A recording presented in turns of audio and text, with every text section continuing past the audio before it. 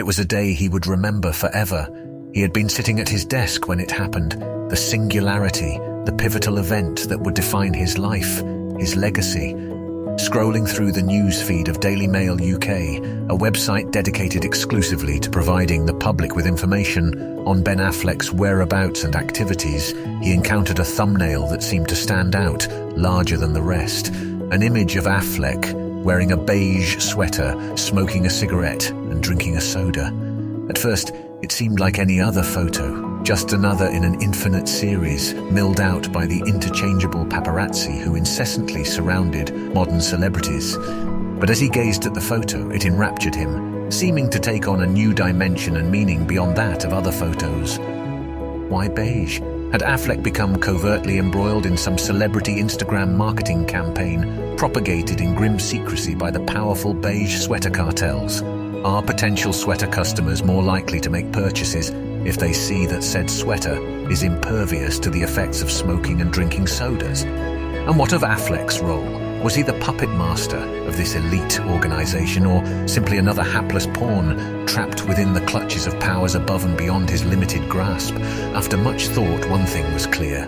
There was more to this beige sweater image than was visible on the surface. One could only imagine the dark undercurrents that drove this particular color selection, overtly designed to inject a molten stream of casual milquetoast nihilism directly into the soul of the unsuspecting viewer.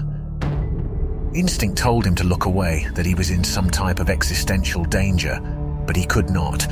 The image, its plain and unremarkable lack of symmetry or vibrance, its spiraling infinity of cream averageness, was somehow connecting with his mind in a way that no photograph ever had. It seemed to beckon him from within the page, a fawn beacon within the cascading folds of the sweater's infinite detail. Under the thrall of this hypnotically engaging universe of mental imagery, the man began to suspect the horrible truth that even in looking upon the beigeness to ponder its meaning, he had already begun to fall under its spell. He stared deep into the entrancing color, and as he stared, he felt himself changing.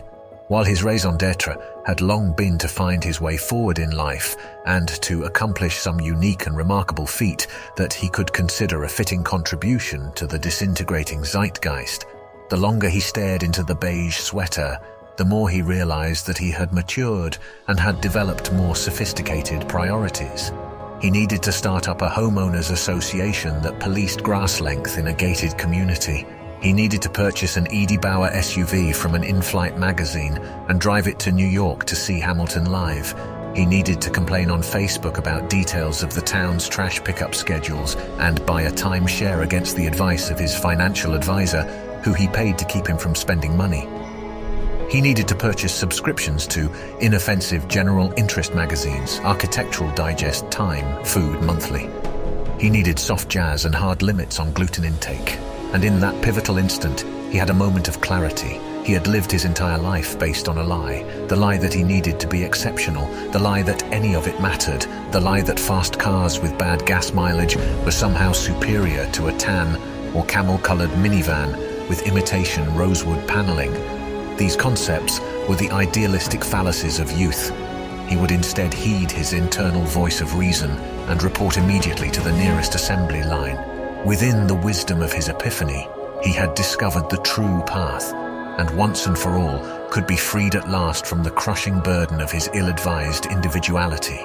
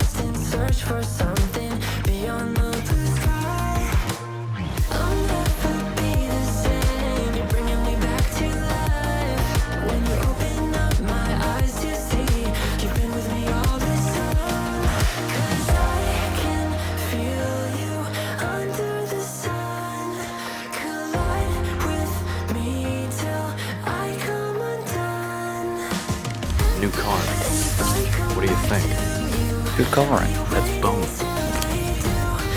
Eggshell with Romalian tape. Pale nimbus.